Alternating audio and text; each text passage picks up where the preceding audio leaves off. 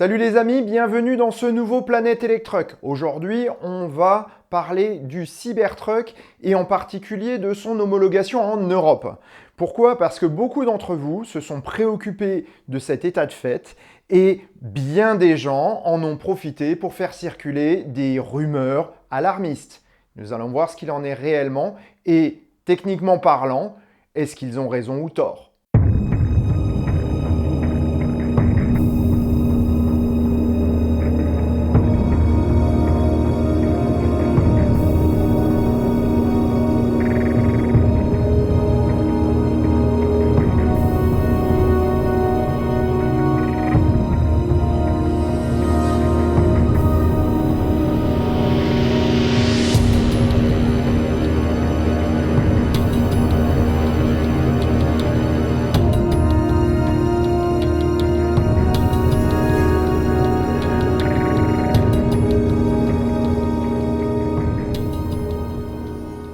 Certains médias putaclic ont fait des gorges chaudes en partageant l'information, entre guillemets, du magazine Automobile Woche qui laissait sous-entendre que le Cybertruck ne serait pas homologable en Europe et ne le serait jamais.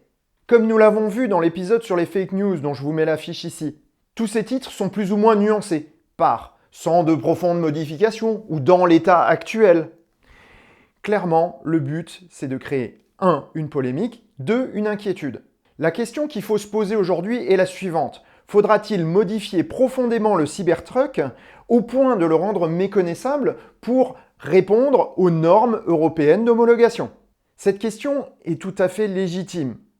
Parce que dans l'état actuel des choses, le prototype du Cybertruck n'est pas homologable, ni en Europe ni aux États-Unis. Mais en même temps, c'est tout à fait normal. En effet, le Model S n'était pas homologable en l'état lorsque le premier prototype a été présenté. C'est logique. N'importe quel prototype présenté est inhomologable en l'état. Sa fonction n'est pas d'être mis sur la route tel que, mais simplement d'aller tâter les réactions du public et de donner envie à quelqu'un d'acheter ce véhicule dans l'avenir. Combien d'autos ont été modifiés entre le prototype et le modèle de série? Combien ont été dénaturés? Certains modèles sont passés du prototype à la production avec très peu de modifications et d'autres avec énormément. Et sur certains modèles, il y a eu énormément de modifications qu'on n'a pas vues. Pour donner une réponse à ma question, je vais essayer de réfléchir comme le feraient les ingénieurs de Tesla. Imaginez qu'ils auraient lancé un prototype dans l'arène sans avoir réfléchi un minimum à son utilisation et à l'homologation serait contre-productif. Parce qu'en effet, on ne paye pas une équipe technique une fortune pour présenter un produit qui devra être profondément modifié pour être homologué. Si encore c'était juste un concept car, ok, mais là, il est annoncé avec un prix, avec des caractéristiques, ce qui veut dire que l'état de l'étude est déjà bien avancé. L'équipe du design de Tesla a dû répondre à 2 contraintes concernant l'homologation, qu'elle soit européenne ou américaine. Ce sont les poids et mesures et la sécurité. On va commencer par les poids et mesures, parce que là aussi, il y a eu pas mal de conneries dites. Dans un courrier aux autorités de régulation américaines, Tesla a annoncé son intention d'homologuer son Cybertruck dans la catégorie 2B, Heavy Duty 2B. Or, il se trouve que cette catégorie est celle du F250. Elle permet au véhicule d'aller jusqu'à un poids total roulant autorisé de 4,5 tonnes. Or, le Ford F250 aujourd'hui est homologable à titre isolé en France en catégorie poids lourd. On pourrait effectivement homologuer un F250 en véhicule léger, en le détarant. On le fait pour certaines camionnettes. Ça veut dire qu'on descend la charge maximum autorisée en roulant à 3,5 tonnes pour qu'il reste dans la catégorie des véhicules légers. Mais ça veut dire que vu son poids de départ, sa charge utile est très fortement réduite. Par exemple, sur un F250, on se retrouverait avec 3 places au lieu de 6, une charge utile à 250 kg, bref, quelque chose de ridiculement faible. Donc le Cybertruck sera effectivement homologué aux États-Unis comme un F250. Toutefois, lorsqu'il va arriver en Europe, il n'y a aucune raison qu'il ait la même classification, parce que les classifications sont différentes. C'est pas une information fausse. C'est juste une mauvaise interprétation des informations qu'on a à notre disposition. Elon Musk a bien annoncé un poids à vide équivalent à celui d'un F-150 à vide. Ce qui veut dire qu'en étant limité à 3,5 tonnes, comme un F-150 homologué en Europe, un Cybertruck aura probablement une charge utile de 500 ou de 750 kg, guère plus, alors qu'il est capable d'en faire beaucoup plus dans la réalité, mais administrativement, on ne pourra pas aller au-delà.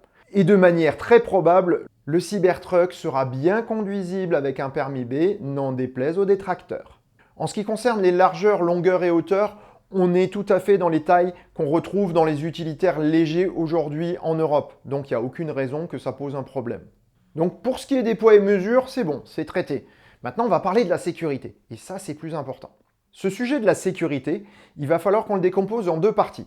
Les deux parties sont la structure et les accessoires.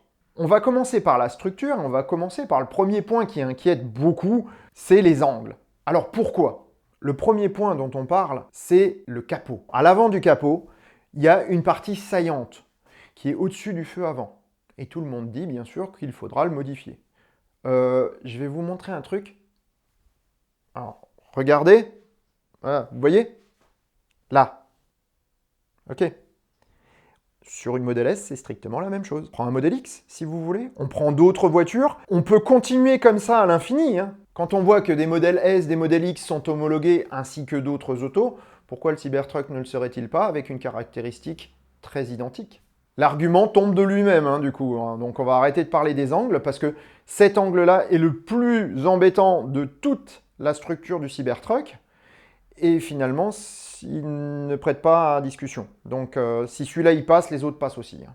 Nos amis les journaux putaclic ont bien sûr mis le doigt sur la déformation du véhicule.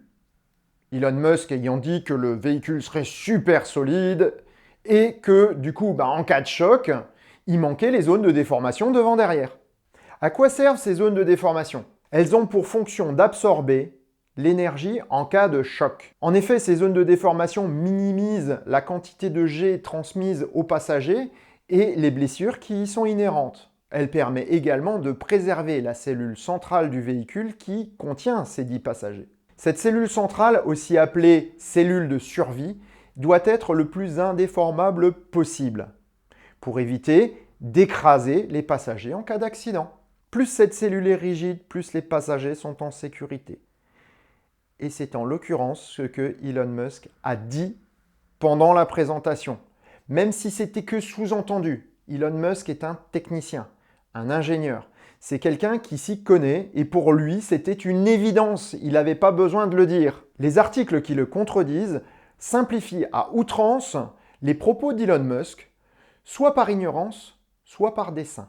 Il crée une polémique là où il ne devrait pas y en avoir. Laissez penser que les équipes techniques de Tesla auraient conçu un Cybertruck avec la même résistance pour la cellule centrale que pour les zones de déformation serait une aberration. Parlons un peu de ces zones de déformation, puisque j'affirme qu'elles sont probablement présentes dans le Cybertruck. On va voir. Lorsque vous voyez une voiture classique avec des boucliers aujourd'hui, quand vous commencez à appuyer dessus, vous vous rendez compte que c'est souple. Et très sincèrement, intuitivement, on a plus envie d'avoir un choc avec un truc souple comme ça qu'avec une plaque de métal comme sur le Cybertruck. Et pourtant, cette partie souple n'est que la partie visible du pare-choc.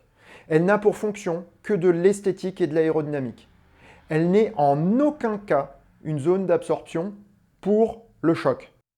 Le vrai pare-choc se trouve derrière sous forme d'une traverse métallique très résistante quand même. C'est ce qui fait aussi que parfois on a l'impression qu'il n'y a pas de casse sur un choc léger et qu'en fait en dessous tout est déformé. Dans le cas du Cybertruck, on n'a simplement pas mis cette peau supplémentaire et la traverse qui absorbe réellement est apparente sous la forme de la face avant et du pare-choc qui se trouve en dessous. Le métal utilisé dans ces parties-là sera bien sûr adapté à la fonction qu'il devra avoir, à savoir une déformation en cas de choc. J'en veux pour preuve que dans le montant du pare-brise, vous remarquerez ici qu'il y a une petite coupure.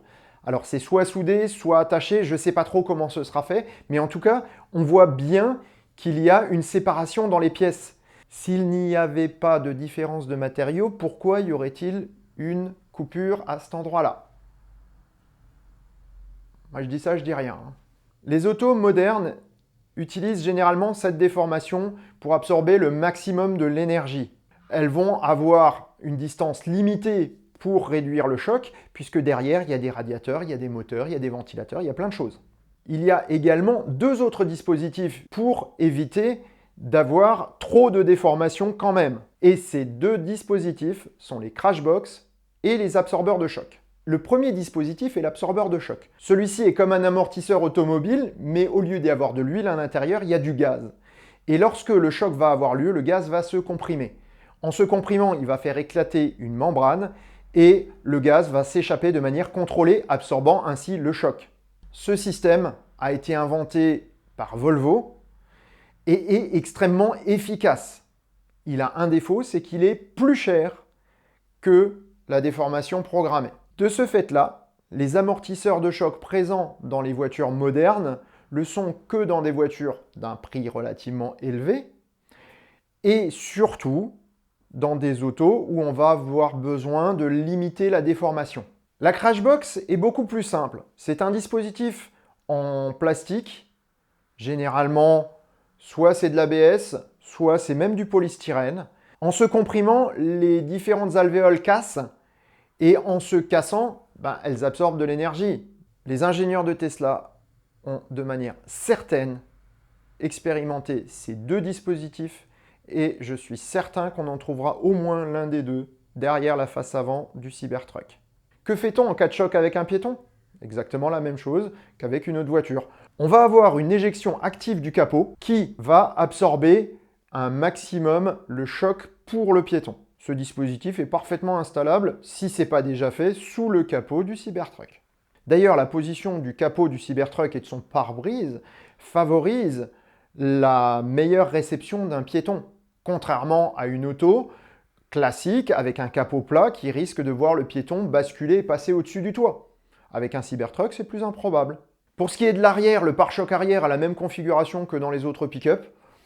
Donc finalement, il va être homologué comme les autres pick-up.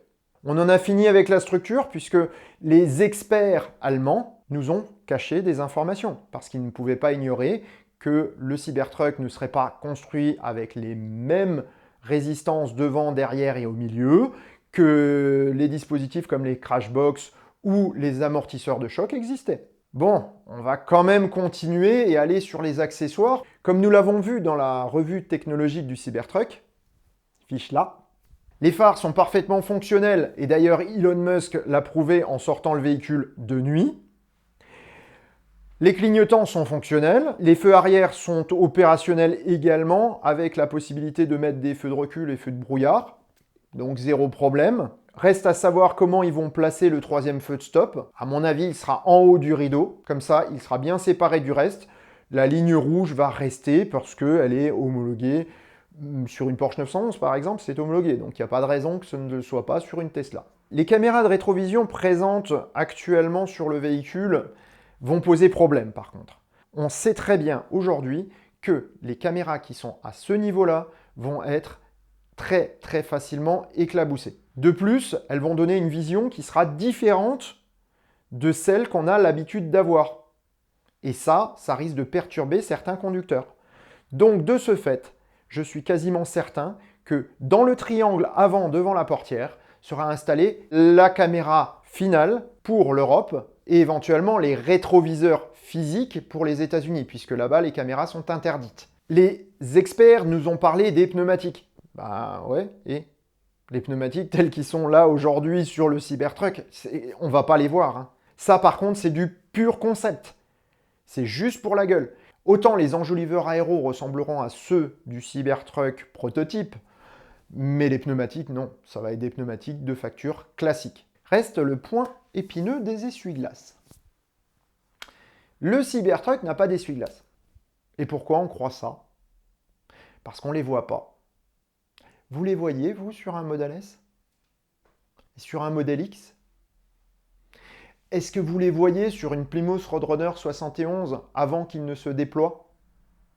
Non. Donc, si vous ne les voyez pas, c'est qu'il n'y en a pas. Je suis presque persuadé que dans l'hypothèse où Tesla utilise des essuie-glaces de type classique, on va les retrouver lorsque le capot va se lever et qui vont se déployer. Et le capot restera légèrement entrebâillé dans sa partie arrière pour les laisser passer le temps de leur utilisation. Ça, c'est la première hypothèse. La deuxième hypothèse, c'est l'essuie-glace électromagnétique. Comment ils le mettraient? Alors ça, j'en sais rien. Et le dernier point, c'est le lave-glace laser. Et là, on commence à partir dans des considérations qui sont plus qu'improbables. La grosse inconnue et la grosse modification sera soit le volant, soit autour du volant. Autant la forme du volant, finalement, moi, elle ne me choque pas. C'est juste une question d'esthétique, puisque finalement, c'est un volant qui tourne comme un autre. Il n'est pas rond, mais finalement, il fait son effet. En revanche, les commodos sont absents sur le prototype. Je pense très sincèrement que Tesla va revenir en arrière et remettre les commodos comme sur le modèle 3 ou le modèle Y. Pour la bonne et simple raison qu'aujourd'hui, c'est quand même quelque chose qui confine à la sécurité et que on a réussi enfin à peu près standardiser tous ces commodos-là. Pour avoir eu une Citroën CX avec les commandes là, il faut un certain temps pour s'y faire. Et je ne suis pas certain que le législateur laissera faire. Au-delà de ça, les équipes techniques de Tesla auront peut-être une approche toute créative et qui sera acceptée par les fonctionnaires de Bruxelles. Mais bon, j'en doute, quand même. C'est comme pour les essuie-glaces, j'en doute. Nous verrons bien quelles seront les réelles modifications qui interviendront sur le Cybertruck pour son homologation. Mais je vous fiche mon billet qui va ressembler énormément à ce qu'on a vu lors de la présentation. Voilà, c'est tout pour aujourd'hui. Si cet épisode vous a plu, n'hésitez pas à mettre un pouce bleu. N'hésitez pas également à vous abonner. C'est très important pour la survie de la chaîne. On en a parlé lors du vlog. Allez, en fiche. Ça fait une fiche de plus. Allez. Cliquez sur la petite cloche en mettant bien toutes dans les notifications pour être informé de ce qui vient dans le Choucroute Garage. Sur ces bonnes paroles, je vous dis bonne route et vous dis à bientôt pour un prochain épisode du Choucroute Garage. Salut!